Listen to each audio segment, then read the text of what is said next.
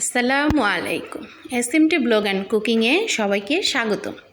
যারা আমার Facebook page থেকে দেখছেন তারা আমার পেজটিকে লাইক ও ফলো দিয়ে পাশে থাকবেন, আর যারা আমার ইউটিউব চ্যানেল থেকে দেখছেন তারা আমার চ্যানেলটিকে সাবস্ক্রাইব করে পাশে থাকা বেল আইকনটি বাজিয়ে দিবেন। তাতে করে আমি ভিডিও দেওয়ার সাথে সাথে নোটিফিকেশন আকারে চলে যাবে। আর যারা অলরেডি সাবস্ক্রাইব করেছেন তাদেরকে জানাই অসংখ্য ধন্যবাদ। আজকের বিকেলের নাস্তায় আমি বানাবো সুজির কাটলেট। একটা ফ্রাই প্যানের মধ্যে আমি 2 কাপ পরিমাণ পানি দিয়ে দিয়েছি, আর 2 টেবিল চামচ পরিমাণ পেঁয়াজ কুচি দিলাম, 1 টেবিল চামচ পরিমাণ কাঁচামরিচ কুচি দিয়েছি, হাফ চামচেরও একটু কম হলুদের গুঁড়া আর হাফ চা চামচ পরিমাণ মরিচের গুঁড়া দিয়ে দিলাম, এক প্যাকেট ম্যাগি মশলা দিয়ে দিলাম, আর এখানে আমি পরিমাণ মতো লবণও দিয়ে দিয়েছি। পানিটা ফুটে ওঠার পর এখানে আমি 2টা আলু কুচি দিয়ে দিলাম।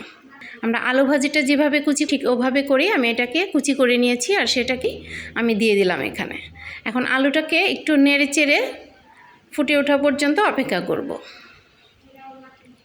আলুটা যখন ভালোভাবে ফুটে উঠবে তখন এখানে আমি 1 কাপ পরিমাণ সুজি দিয়ে দিব, আর সুজিটা দেওয়ার সময় অবশ্যই অনবরত নাড়তে হবে, না হলে দলা পেকে যেতে পারে। সুজিটাকে দিয়ে আমি অনবরত নেড়ে চেড়ে এটাকে পানিটা শুকিয়ে আসা পর্যন্ত নাড়তে থাকব। আর যখন পানিটা ভালোভাবে শুকিয়ে যাবে তখন আমি ফ্রাই প্যান থেকে সুজিটাকে নামিয়ে নেব। তো নামিয়ে নেওয়া হয়ে গেছে। দেখুন আমি এখানে কাটলেটের আকারে গড়িয়ে নিয়েছি। আমার বিদ্যুৎ চলে গিয়েছিল, তাই বানানোর সময়টা আমি ভিডিও করতে পারিনি। এখন একটা ফ্রাই প্যানের মধ্যে কিছুটা তেল দিয়ে আমি এগুলিকে এখানে দিয়ে দিলাম, আর উল্টিয়ে পাল্টিয়ে ভেজে নিচ্ছি।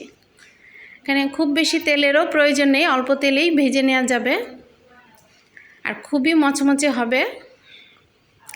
বাচ্চাদের টিফিনে বা বিকেলের নাস্তায় এটা বানিয়ে নিতে পারেন, আর বানিয়ে ফ্রিজেও রেখে দিতে পারেন, যখন দরকার তখন ভেজে নিতে পারেন। এই তো হয়ে গেল আমার সুজির কাটলেটটা। দেখুন আমি আপনাদের দেখিয়ে দিচ্ছি,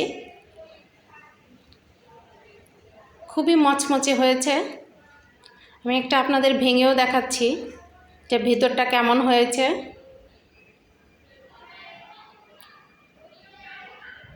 গরম গরম খুবই খেতে ভালো লাগে। আমার রান্নাটি যদি ভালো লেগে থাকে প্লিজ একটা লাইক করে দিবেন, কমেন্ট করে জানাবেন কেমন হয়েছে, ফ্রেন্ডস অ্যান্ড ফ্যামিলির সাথে শেয়ার করে দিবেন। সবাই ভালো থাকবেন। আল্লাহ হাফেজ।